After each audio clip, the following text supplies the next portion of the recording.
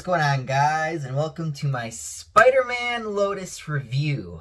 I know it took a little bit to do this one because of personal reasons and just absorbing everything I've seen, all I watched, and all that stuff. So before I begin, this will be a kind of a spoiler review.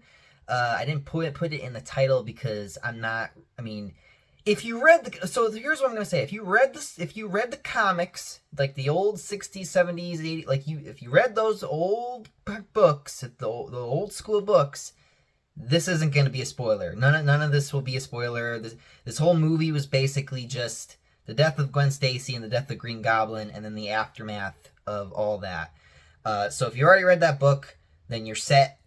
None of this will be spoiler for you, but if you've never read that book, which I don't know how you're a fan and you never read that book, and if you also have never, if you haven't seen the movie, then you probably might want to skedaddle out of here. But for those of you who either A, read the book, saw the movie, and or don't care, stick around. So, what's the first? Let's talk about Spider-Man Lotus. So what is Spider-Man Lotus? I know a lot of people used to, on the internet are like asking this question, like, what is this? Is this a movie or what? It's a movie. It's a fan film, which is surprisingly long. It actually clocks in at exactly 2 hours, which I did not think it was going to be 2 hours. I remember when I was sitting there, before I watched it with my sister. I remember we were making bets with how long it was going to be. I was sitting there and I was like, man, it's probably going to be like an hour 15, hour 30 at the most. I'm not expecting 2 hours. No, it was 2 hours. And I was just like, wow. But by the end of the movie, I was like, wow, I can't believe it was 2 hours. But first, a warning. For some of you people, you probably have seen a lot of Spider-Man movies, so you probably expect a good story, a lot of action, character development, things like that. This movie does not have a lot of action. I will make that very clear right now. So, do not come to this movie expecting Spider-Man, punching every bad guy in the face every 10, 20 minutes. That's not this movie. This movie is heavily character-driven, heavy character development. That's this movie in a nutshell. So if that's not your cup of tea, then you're probably going to have a little bit of a hard time. But if you're like me, who loves this story in general, who's read this book, then you are going to be in for a treat, because this was a really good movie. This was a really, really good fan film. Pretty good. For your local boys and girls and in the streets, this was pretty really good. Before I do continue, I do want to address the controversies, let's call them, on Twitter and the internet and things like that. I don't care if you guys think that's going to affect the way that I rate this movie or I talk about this movie. No, I'm completely leaving the controversy out. I am judging the work of the movie itself and the director and the cast with the work they did in the movie, on the movie, etc., etc. Whatever your thoughts are on the controversy and things like that, that's up to you, but I am judging this movie solely on the content and not the people who made, the movie or anything like that. I'm not judging them like that.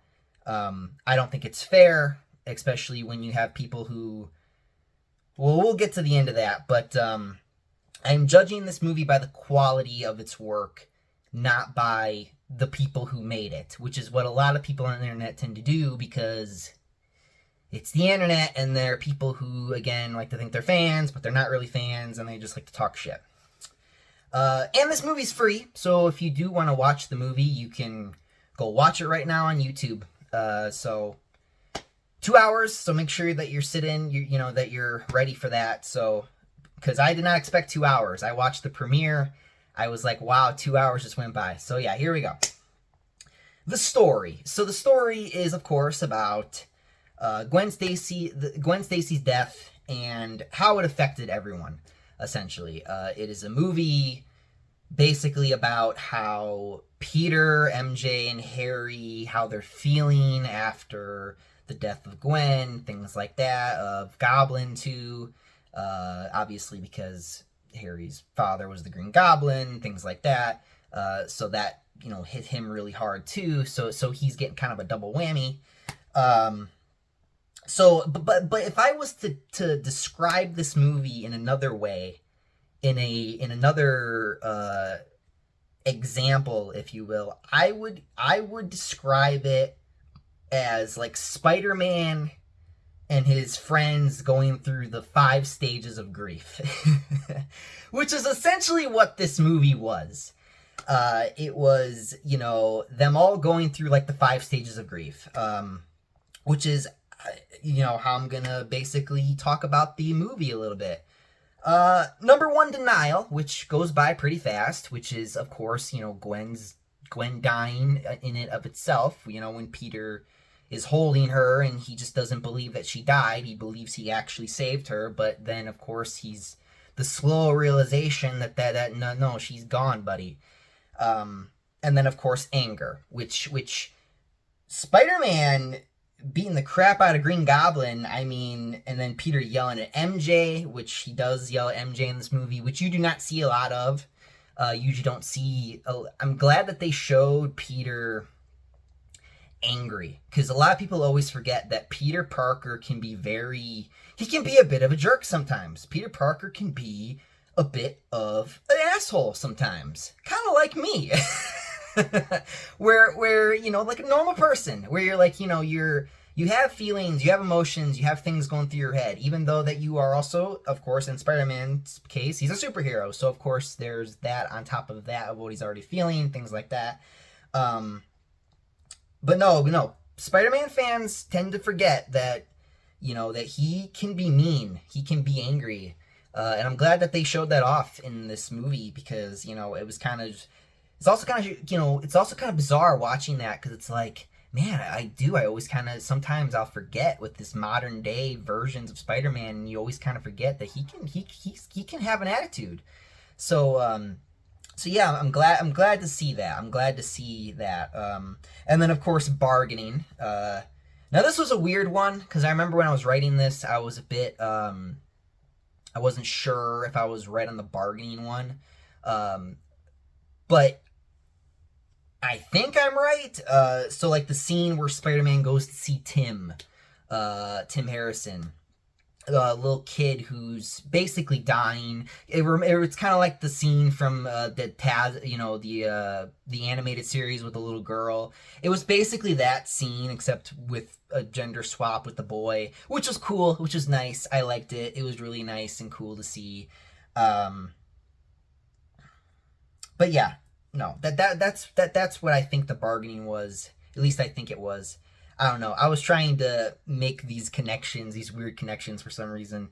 And then, of course, depression, which everyone's basically depressed in this movie. Everyone's basically depressed. Peter's depressed, MJ's depressed, Harry's depressed. Those big 3 are just the biggest depressing characters in almost throughout the entire movie. Which of course was the biggest part of the movie, obviously, because of course their friend died and Peter's love interest died. But yeah, and of course Harry's the most depressed, because not only did he lose Gwen, he lost his father too. So of course he's even more of a mess in this movie, which we will get to later on. So everyone is not having a good time in this movie, which, of course, nobody was having a good time in the books either when, comic books, when, Gwen passed away. That was really bad for everybody. And then, of course, at the end of the movie, acceptance. They all accept that Gwen's gone, and they try to move on. Without me giving much away, obviously. I wasn't trying to talk about everything that happened in the movie, because I do want you to watch the movie, but again, for those of you who read this book, or whatever, you know what happens essentially. But let's talk about characters. Peter Parker, Warden Wayne, he did a fantastic job playing Peter Parker. He really brought the character from the comic to life. He really, really did. Like I was really impressed. I was really happy, and I was really impressed with his performance of Peter Parker. Not much else I can really say to that, because obviously this movie tries to give everyone's got character development in this movie. It's not just Peter Parker. Gwen Stacy, of course. Correct me if I'm wrong. I probably should have looked this up before I did this review. Toin Powell, I think that's her name. Excuse me if I said it wrong. She did a really good job. Obviously, she wasn't in the movie that much because, of course, the movie is about her death. So, but the moments that she was there, I mean, she looked the part, she acted the part. She did an overall really good job. I was really happy with the performance as well. Now, Mary Jane Watson, Maria Brooklyn, I think that's her name. She did an excellent job. Hands down, my new favorite Mary Jane in a live action film. I am not fucking kidding. Like, she really, like, there were scenes where I was just like, man, they're really, like, digging in, and I love it so much. You know, like her conversation with Harry, with Peter, like with Flash, like there's so many moments where she's having these conversations. You're getting there's this deep, this inside of what's really how she's really feeling and thinking.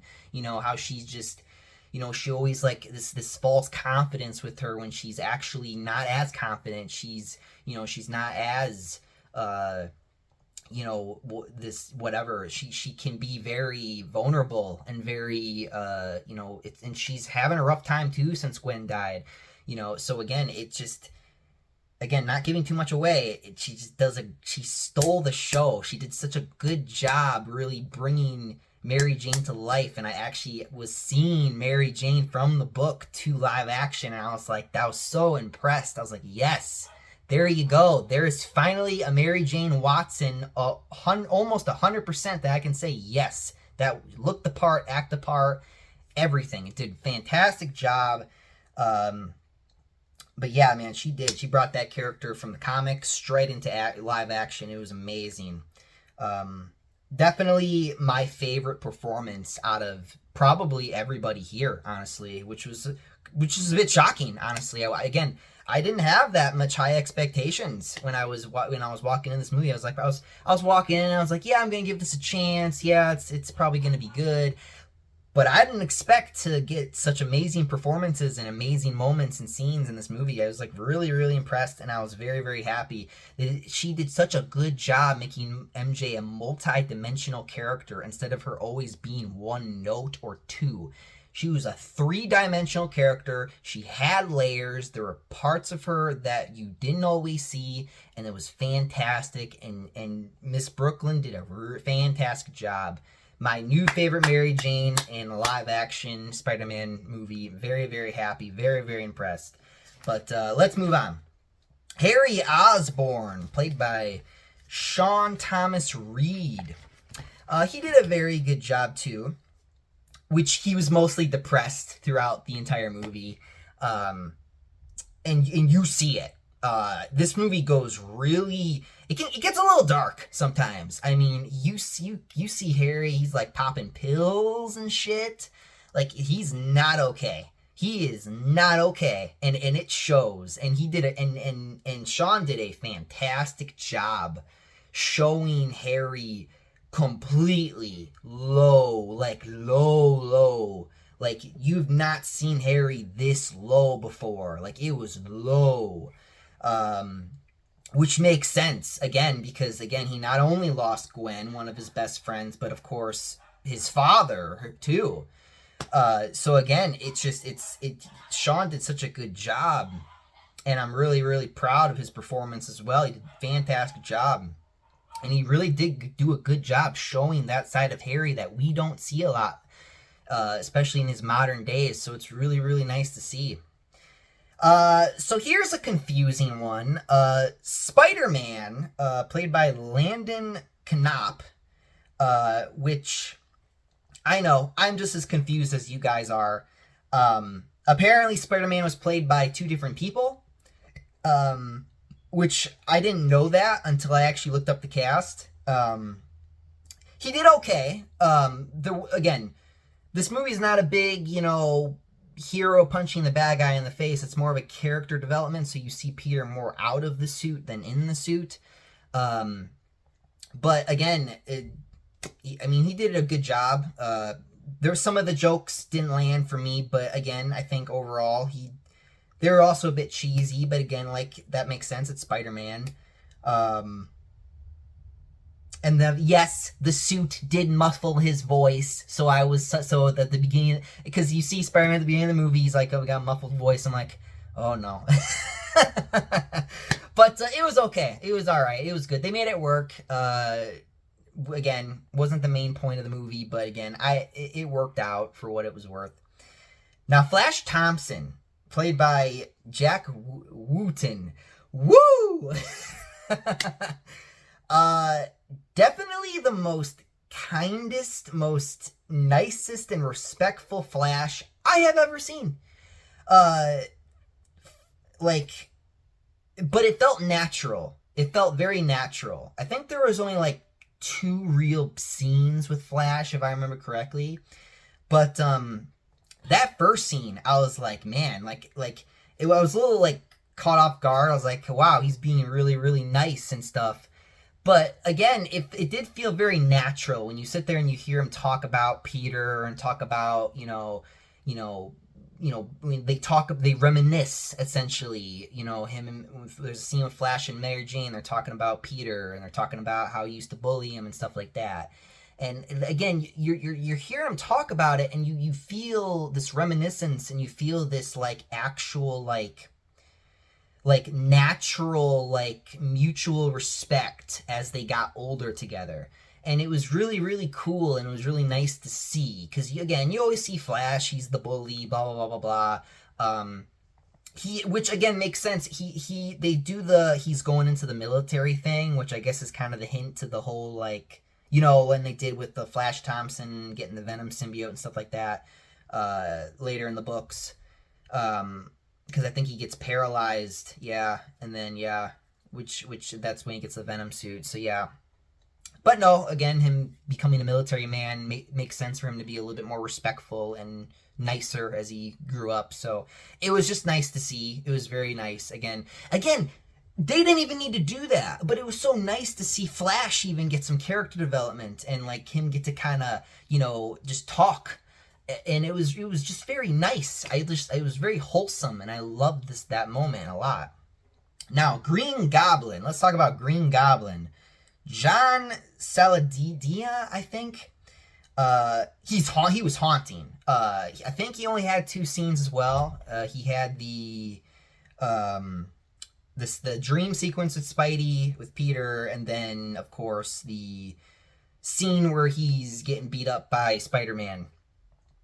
He did a good job. Again, kind of like Gwen, where he's not there as much. I think he's even there less than Gwen. But again, for what it's worth, for the scenes that he was there for, he did a really, really good job.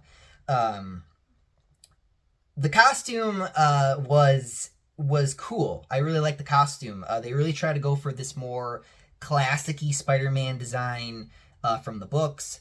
And it was cool. Obviously the mouth was, the lip sync was, because it's a mask, it's an actual mask, so again, it's not going to be pitch perfect, but again, it was still really cool. Again, I love the detail. It did a really good job with that, so good job. Now, Tim Harrison. Now, this is the kid played by Maxwell. I'm not going to say the last name because I'm not going to do this for the mother either, because I'm trying to, I know that their names are on the casting list, but I'm trying to be respectful and not, I'm like that with, kids and, parents and stuff. I don't like to give the last name away, but I can do first name basis. No, Maxwell did a really good job for a kid. It's it's not, you know, the best or perfect, but, you know, him playing as a fan of a fan kid, a fanboy of Spider-Man, it was really cute. It was really nice. Again, it reminded me of the scene from the animated series with the little girl.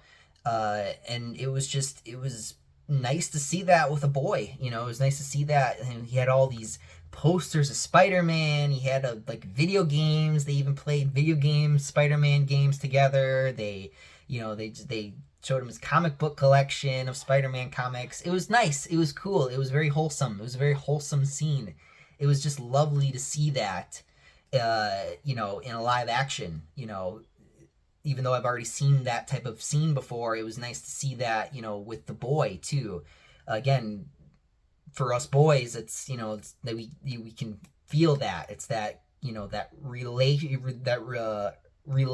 that we relate to that, because we have stuff like that where we hang that stuff on our walls. We got Spider-Man games or books, stuff like that. So again, it was just a really, really lovely scene, a really good scene. I really like when they do stuff like that. Just in general. But no, I was really glad they did this in the movie. It was really, really nice to see. And again, it made sense for his character too. Again, not trying to give too much away, but it's one of the reasons why he put his suit back on in the first place. So it was really, really cool. It was really, really nice to see. Miss Harrison, played by Maria, played a good role. Again, not a short. It's a tiny role. It's a short role. But again, what was nice about this movie is everyone had a purpose. Everyone had like a character developing for either, themselves or for another character, in which case the mother, tried to get Spider-Man to, be the hero that this kid sees him as. Because there are, like me, like there are moments where, like, I'm doing YouTube, for example, and then, I just want to quit sometimes, or I don't want to do it no more. But, there are fans or people in the audience who look up to me or Spider-Man so much, and they're like, they want to see him succeed, and they want to see him continue, but you as yourself, as an individual, know that, like, you can't, it's hard for you sometimes, but you have to motivate yourself to get back up for those people, because it's not just for yourself, it's for other people too. So again, it was just a very nice, wholesome moment. Very good scenes and moments in this movie that really just stand out. Again, everyone had these moments, and of course you have scenes again. I think it reminded me of the animated series where they did the burglar again, because it was him telling the story of when he was trying to catch Uncle Ben and everything, or the Uncle Ben's killer. Which again, not in here much, but again, it was cool. Nice callback. Then we got Shocker. I actually don't know who played Shocker, but man, I'll be honest with you, Shocker was probably the goofiest. This was the beginning of the movie. Shocker was the goofiest part of the movie, because like his costume, like I like the upper part, but when you get lower, he's got like these I think they were like these orangish, reddish shorts, and there were shorts and like a mixture of like parts of another outfit and stuff. I was like, man, it was goofy. The Shocker was a bit goofy, but, and he was mostly there for like a big fight scene at the beginning of the movie, which is fine. Again, nice introduction to the movie, but yeah, no, unfortunately my least favorite performance, unfortunately, but he tried. I'll give him that. So overall, this was a fan-made movie. I wasn't expecting much, like I said before, but for what I got, though, it was probably the best Spider-Man, thing that I got in a long time. If not ever if not ever again, yeah, it probably is the last good Spider-Man thing I will ever have, or I will ever get again. Because again, these people, in Hollywood, and these people who make games, they don't always really get it. They don't always really 100% understand it, because they're just doing a job. They're all probably not fans of this character. They probably are not all like into this type of stuff. So again, it can always, because of that, it can always feel a little, Mm. Some of the special effects, though, were noticeably fake, but there are other scenes like when Spider-Man's like swinging, and that final swing, that final swing at the end of the movie, that's one for the books. Like, that was a really, really good final swing and a really cool final shot to end the movie off. I was really, really happy with that. That looked great. A lot of their swings, when there's not a lot of them, but when they got Spider-Man swinging around and stuff, it looks great. It looks really, really good. Again, for like some random people, on the streets. I mean, they did a fantastic job. Again, it's not all about the money. It's sometimes more about. It's not always about money. Like, oh well, it's just a fan film, so it's probably not going to do that well or whatever.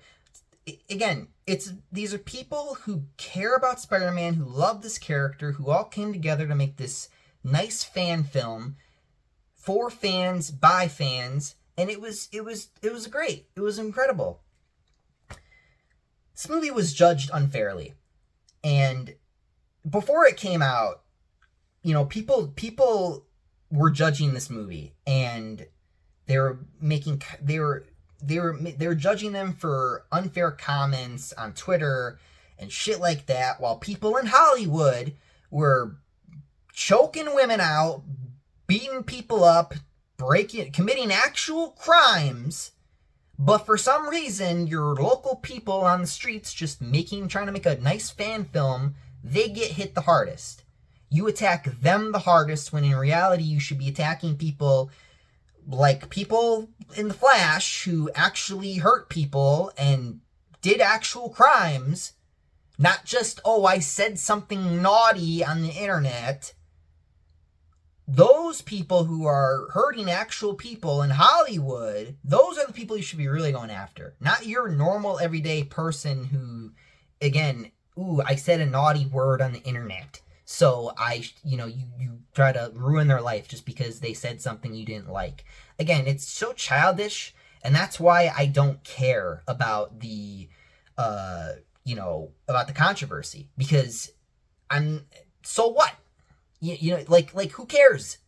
For you to let a word affect you, especially if you're white, is the most stupidest fucking thing on planet Earth, honestly. When in reality, people are actually, people in Hollywood actually committing crimes that are actually hurting people, and again, you want to bitch about someone on the internet just saying a naughty word. Again, it's the most backwards mentality I've ever seen in my life, and that's why I didn't care about the controversy. But again, whatever. This movie was an example of why most films should be made by people who are actual fans, who actually care about the character, who actually care about the stories, instead of people who openly despise fans, who openly despise your fellow moviegoer. This was a really good fan film. I'm not a big fan film guy, but these past couple years, I've slowly begun to care more about my fellow man, instead of these, people up in their ivory towers who make these $1 million movies and laugh when they fail because they don't actually understand or care about the characters and the stories that they were in. So with that being said, I'm giving Spider-Man Lotus an 8 out of 10. I thought about a 9, but again, some of the special effects were a little goofy.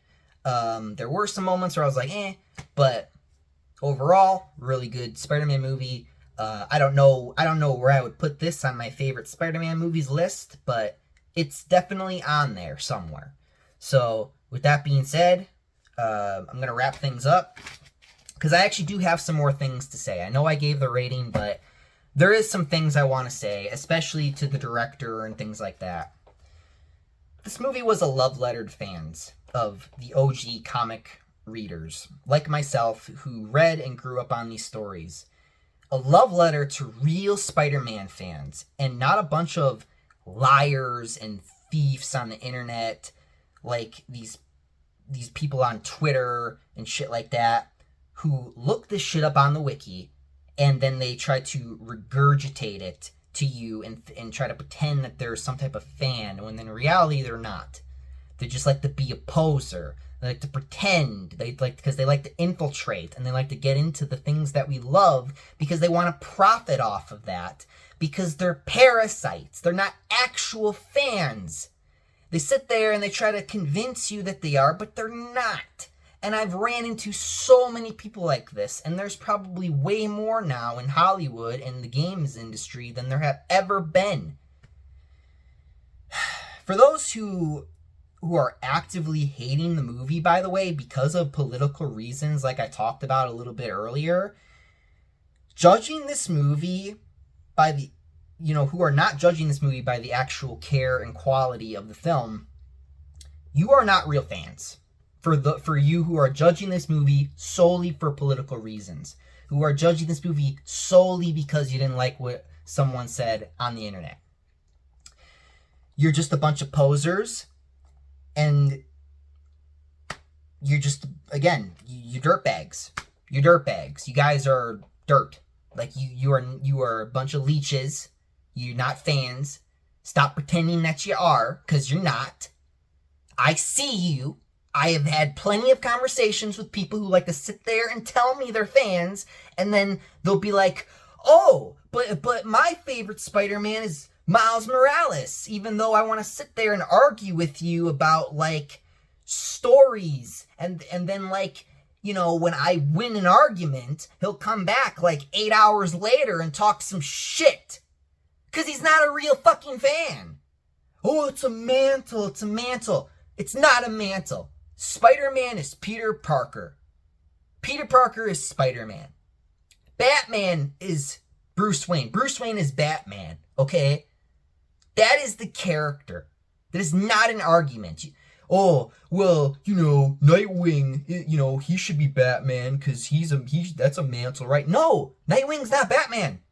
Just because he was trained like Bruce Wayne, like Batman, doesn't mean that he is Batman. I'm sorry, I'm going off on a little bit of a tangent from a conversation I had, about a few weeks ago. But, I don't know. They're not fans.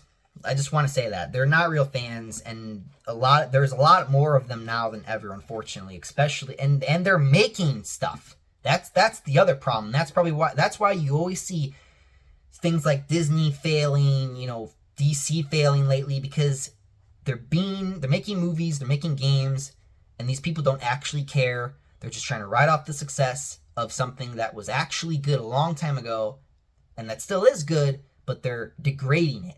They're decaying it because they're a parasite. And they know that, but they just won't admit that publicly. Because, again, they don't want to get outed. Because they want to continue to get as much off of that as they can. But I want to say something to the director.